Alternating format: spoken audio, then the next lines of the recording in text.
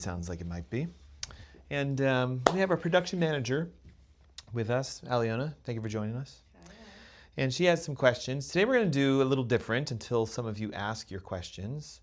We're going to talk about the common questions we get in the clinic with our patients. But also don't forget this is live and you can ask any question you want. Aliona can see, I guess, Facebook and Instagram, maybe YouTube as well. But let's start with question number one. Like, we get this one a lot. This has been very common. Okay. It's how do I quit smoking? Yeah, so it's tricky, but let's talk it from a functional perspective. So I want to first talk about why do we get addicted to things. And for some of you it's smoking, and for some of you it's working, and for some of you it's gambling, and for some of you it's other stuff. We'll just leave it at that. But I don't want you to think like smoking is necessarily worse than gambling, okay? Like, any addiction is bad. And truthfully, we're all addicted to something. We're either addicted to ourselves, or we're addicted to food, or we're addicted to an object or a pattern. And so for those of you who have become addicted to smoking, remember, it's not the actual smoking that's the addiction. It's what you're trying to cover up. A lot of people we work with say they smoke because, and then fill in the blank, right? So it's, well, I'm nervous, or I'm anxious, or I'm tired, or I'm, like I'm hungry. So first step to breaking your smoking addiction is to figure out what the heck are you hiding behind the smoke with. So like, for example, if I'm feeling lonely, and I grab a cigarette and I smoke this cigarette and I no longer feel lonely, the cigarette is helping me hide from my loneliness. Does that make sense? So you have to first acknowledge, what is the emotional response? What's the feeling that you're running from? This is what people do with food. Oh, I'm so depressed, but if I eat, I feel good. Or like we do it with gambling. I'm bored, or I don't feel important, or I don't have this high. And so if I throw money on a table, it's exciting. So like the gambling is just covering up their lack of some positive emotion. So step number one is figuring out what the heck are you hiding from, and start journaling that, talking to a counselor, etc. Because if you realize, like, wait a minute, I'm not actually smoking because I like smoking. I've never met a single smoker who says they love to smoke. They all know they shouldn't do it, but the problem is the addiction, the craving kicks in, and it's so strong, their willpower isn't usually enough to fight that. So we end up caving, and then we smoke a cigarette. We've had some patients confess, like, hey, it's 20 cigarettes a day, it's 30 a day, it's 40 a day. So step number one is figure out how many cigarettes you smoke per day, and then multiply that by 7, and then multiply that by 52, and realize, did you know you're smoking that many thousands of cigarettes? And now you got to start logically trying to kind of go, hey, do you actually want to keep doing this? Like, I'm going to make it up. I don't even know how much is a box of cigarettes today. $5, $6. So 5 times 7, 35 a week, times 4 is 120, 130 a month, times 12. Do the math, right? It's like $1,000-something just buying cigarettes. So would you like to save $1,500 a year? Yeah. Then just stop smoking. Well, I can't. Okay, so great. Start from 20 and go, well, my goal today is I'm only going to smoke 18. And then my goal for the next day is 16, and then 14, and 12. So you start setting goals, because a lot of people we work with will say, yeah, I don't have to smoke it, but I want to. Well, again, what are you trying to cover up? And if you become conscious to it, don't cover that up.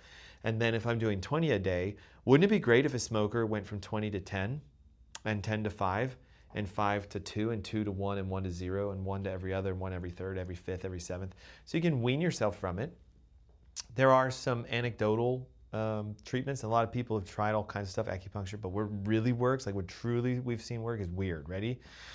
You put a rubber band around your wrist that's very strong, like the thick ones you find on broccoli. It holds the broccoli together. So you put this rubber band around your wrist, and then you go buy either straight lime juice concentrate, or you juice like 50 limes. And as weird as this sounds, when a smoker goes, I need a cigarette, what you're supposed to do is grab some lime juice, about 4 ounces, drink it straight. It's very bitter, so you have this kind of like ugh, and you're supposed to pull that rubber band back and slap your wrist 3 or 4 times. So your brain associates a negative sensation, a sting, with a sting of this sourness of the lime juice. And they've actually shown proof that it will block the nicotine reaction in your brain that says, I must have a cigarette. So what most smokers find is drink 2 ounces of lime juice, pull that rubber band back 4 times, wrist is red, and they go, I no longer want a cigarette. And so the next time the sensation of a cigarette comes up, what do? 2 ounces of lime juice, 4 slaps on your wrist, and eventually your brain is going, hey, every time I want a cigarette, my user is hurting and stinging my body. So you create a negative association with the cigarette, and eventually your brain sees a cigarette and is like, ugh, I don't want that sour taste and that sting. So you break the addictiveness, and depending upon your willpower, if your willpower is low, you'll do this, but then you'll cave and you'll smoke. If your willpower is high, you'll go, hey man, it's been like a whole day and I haven't had any cigarettes. Now, you're gonna detox from all that crap, so tar starts coming out, so people start coughing, sinuses get clogged, and again, if your willpower is weak or your education is weak, you'll cave because you'll go, I can't do this. Look at all this crap that starts coming out. So I think the short answer is you first have to figure out what you're covering up with your smoking. What emotion are you running away from? Then you need to set goals. Find out how many you smoke per day and just start cutting that down. And if that's hard, go from 20 to 19, 19 to 18, 18 to 17. If it's easy, go from 20 to 10 and 10 to 5 and 5 to 0. And then you need to rewire your brain's association with the desire to smoke. And if you do that, I mean, in a matter of weeks, maybe even a month or 2, you could be non-smoking. What's the next most common question? Unless, is anybody asked a question on our feeds? Not a single question on our feeds. What's wrong with you guys? We even have like a camera specifically for Instagram. And then we have YouTube and Facebook. Okay, next one is, what do I do when I've lost 15 pounds, but I want to lose 30? Oh yeah, so well, first of all, that's normal. So with weight loss, plateaus will happen, and it's awesome to celebrate the first 15. To be fair, the first 15 is usually just because you changed something. So you changed your diet, you'll lose weight. You change your workout routine, you'll lose weight. 15 pounds, in all fairness, for the average American, the fact that you're going to the bathroom more frequently, that you're flushing with the urine more frequently, and you've probably defecated out 7 pounds of just colonic waste, that's the 15. Okay, so you haven't actually more than likely lost any weight. I know that's tricky, because do you want to lose water, muscle, or fat when you say you lose weight? Most people want to lose fat. But to lose fat, you have to actually burn it. So you can lose waste, if you were to, and this is kind of a horrible analogy, but if you hadn't gone number 2 in a week, you would be gaining weight. And then all of a sudden, if you let out a week's worth of waste and you were on the toilet for 6 hours, you could weigh 10 pounds less because waste just came out. So urine is waste. So, if you urinate 500 milliliters of urine, there's a weight to that. So you can lose weight pretty quickly if you just flush with fluids and you start cleaning your colon out. And that's 15 pounds for most people. So the first thing to recognize is, hey, good job, you've now flushed. But now you got to burn fat. And the way you push through that plateau is you recognize that it's normal, and then you realize that to get to the next step, you have to turn on your metabolic engine. So you can't force more water and more waste out. But you can get into a state of fat burning, and we call it turning on your fat burning switch. What it means is you have to drive your blood sugars under 100, and you have to get your ketones over a 1. Because the equation for fat burning is low sugar, high ketone. Ketones tell us you're burning fat, so if you can't get into ketosis, it means you can't burn fat. So for those of you who say, I lost 15, but my goal was 30, what do I do now? Get into a metabolic state of ketosis. Fast your blood sugars down under 100 and get your ketones over 1, and you'll find you're losing weight. Yeah. Okay, we got a question. We finally have a comment. What can you do for ringing in the ear? Can it be Tinnitus, yeah. So tinnitus is the medical term for ringing in the ears. And the question is, can it be fixed? The answer is yes, when you figure out what kind of tinnitus it is. So there's, I'll call it noise-induced tinnitus. These are the people who, they've been to rock concerts, they wear their earbuds all the time, they're listening to loud music. So your ears get used to all that loud noise, and over time you can actually damage the ear nerve.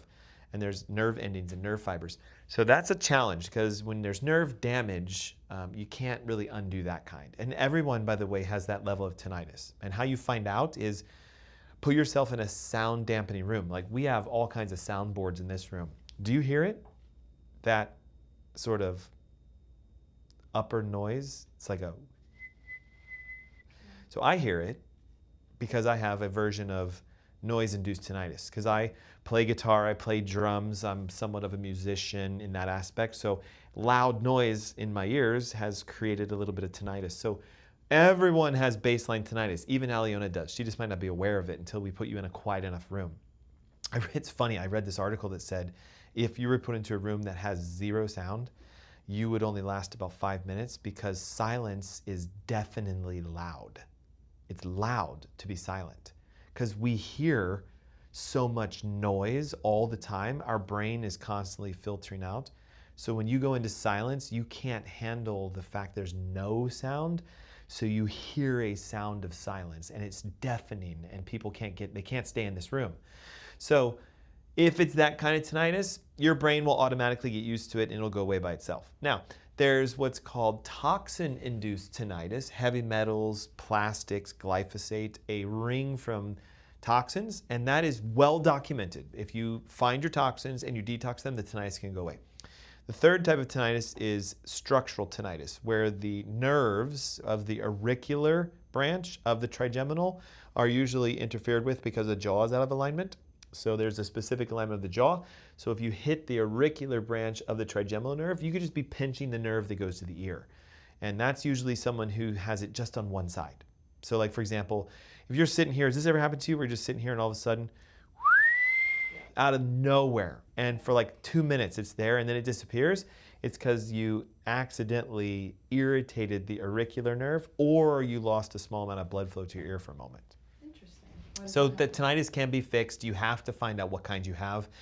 And if it is the essential tinnitus that we all have, your brain will automatically filter it out. But if it's the toxin or the subluxation induced, those can be fixed. Another one. Intermittent fasting, do you recommend it? What are the benefits, risks? Yeah. So is intermittent fasting good? I think it is, just because so many people today don't fast. The challenge of today is, you can have food whenever you want. I mean, it could be 2 a.m. in the morning. You can DoorDash anything straight to your house. So think back to, year 1500. There was no DoorDash. There was no Harris Teeter, no Whole Foods, no Amazon. So if you were up at 2 a.m. in the morning, you were hungry, what did you do? Go hunt. You would go hunt. And if you didn't catch anything, you didn't eat. And if you couldn't find anything, no berries, no nuts, no seeds, no whatever, no food.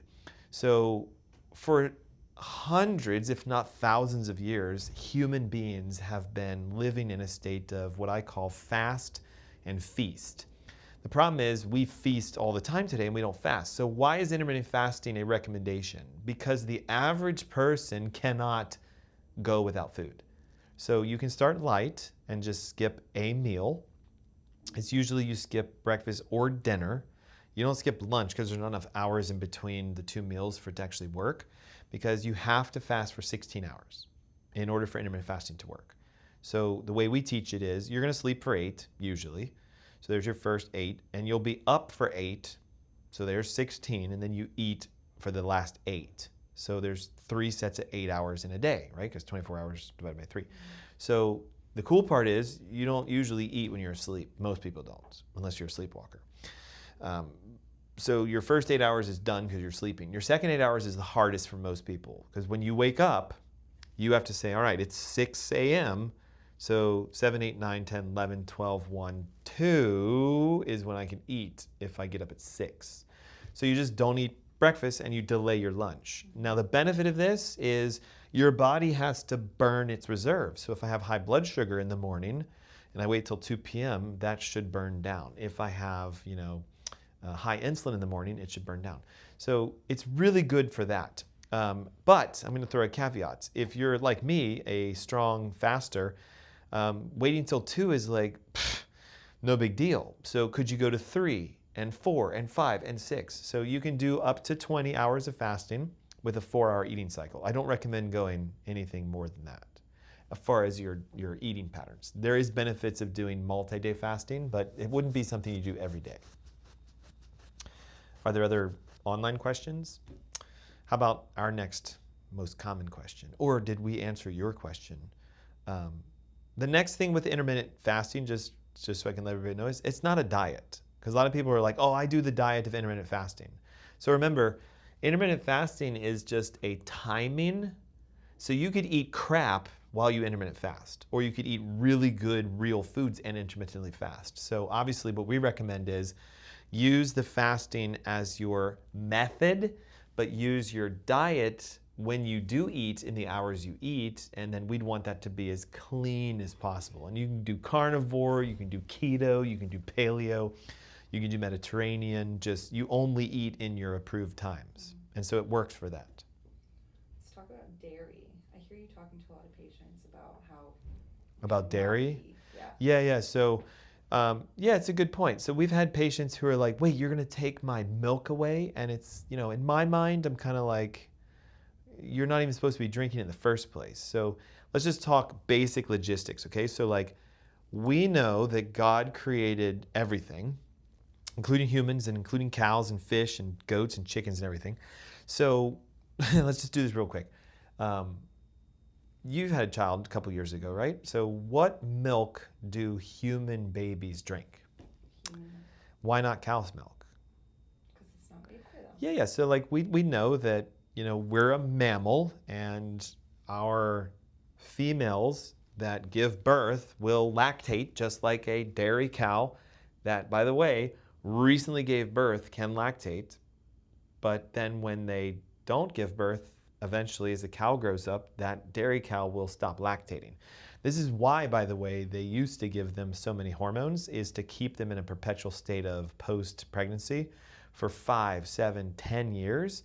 So they had a baby calf, and then they're hormonally forced to stay lactating. So that's one of the reasons why we don't recommend cow's milk, because no human would lactate for 5 years straight. Okay, number 2, we're just not designed to drink cow's milk.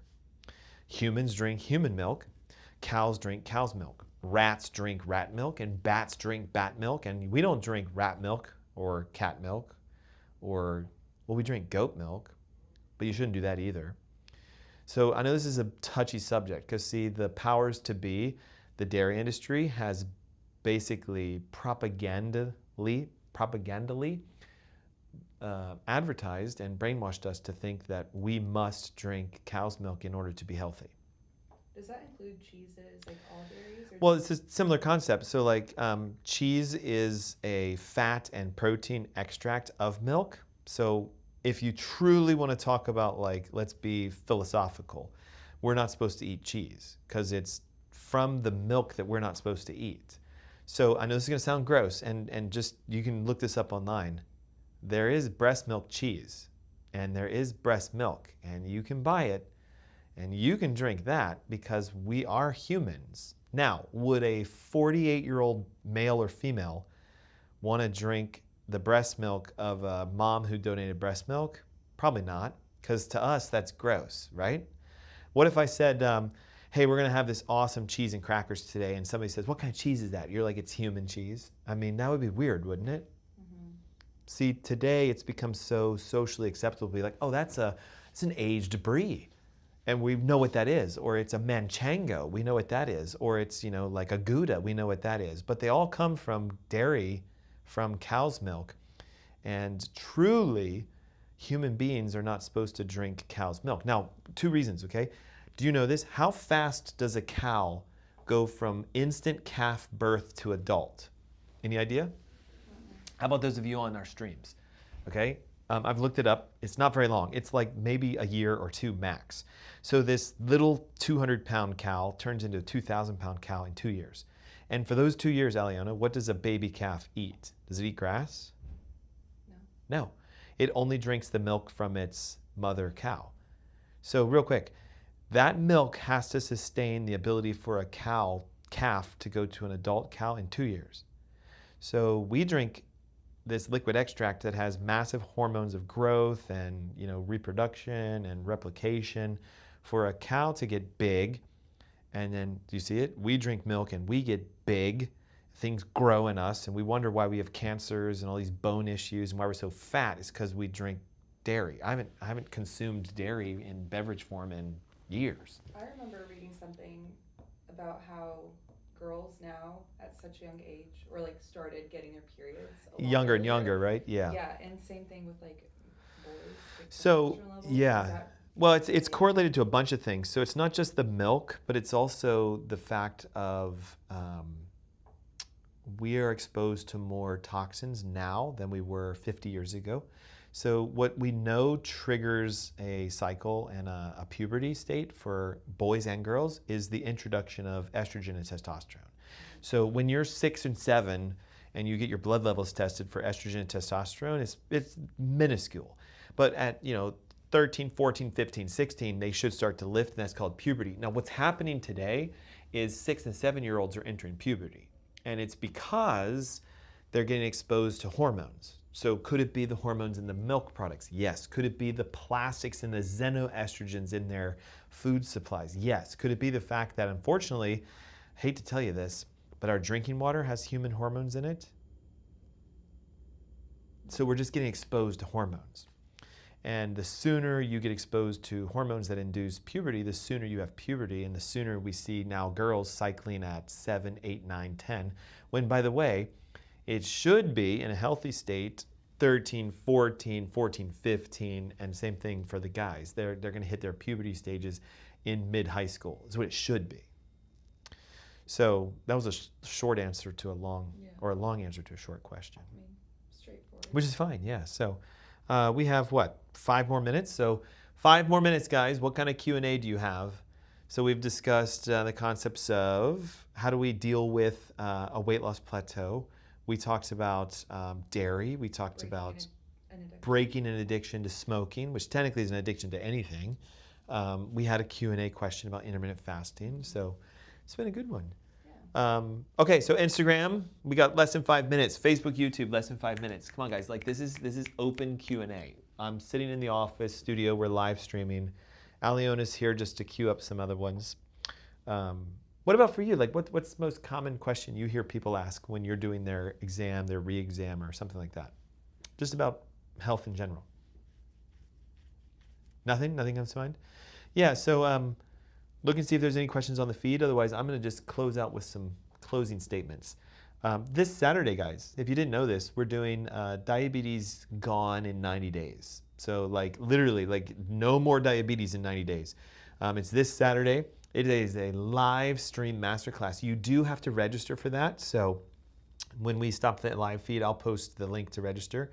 Remember, every single Tuesday, 9:30 to 10 a.m. Eastern, we turn on these cameras and we go live to answer the questions that you ask. But we can't do it if you don't ask questions. So break through that shyness and start commenting and start liking and thumbs up and following and all that kind of stuff, especially if you're on YouTube.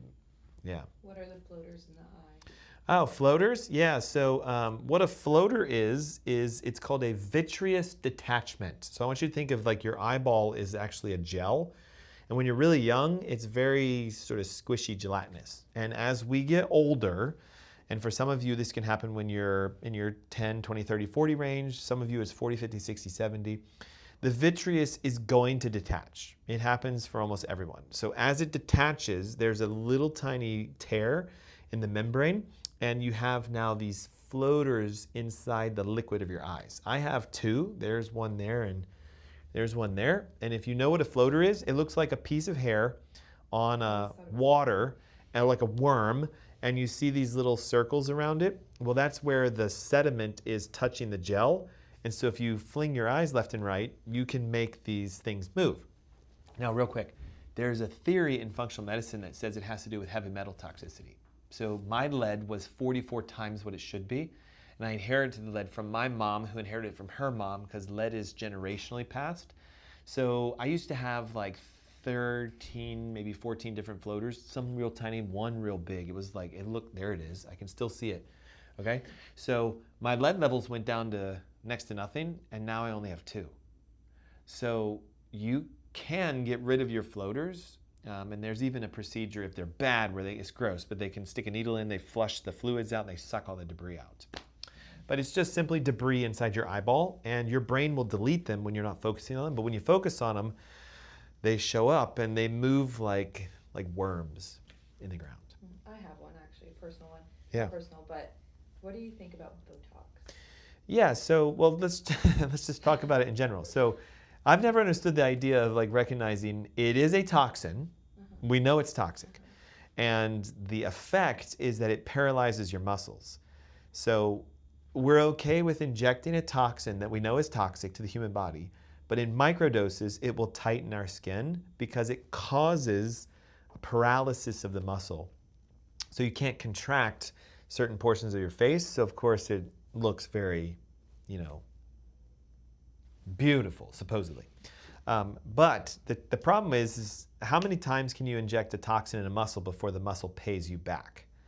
So remember, you can't ever give something without getting something, and you can't get something without giving something. So for example, you can't have beautiful complexion unless you give something to your body to make it happen. So if you constantly inject a toxin into your skin, at some point it's going to revolt against you.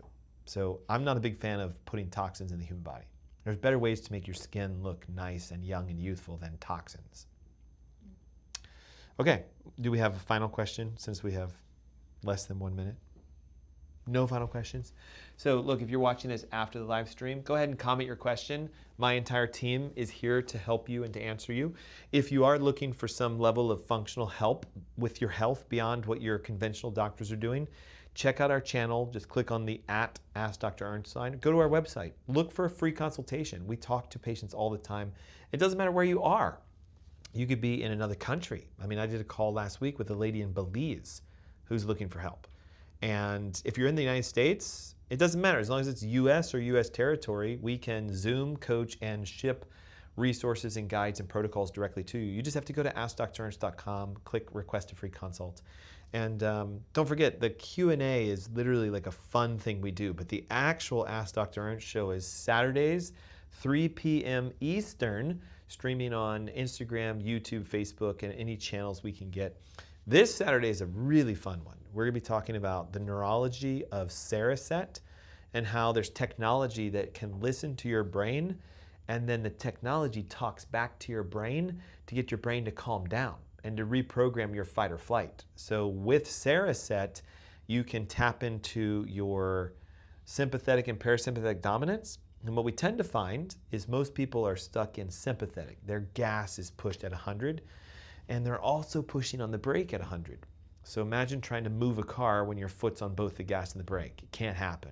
So what Cereset talks about is, hey, let's let off the gas, but leave the brake.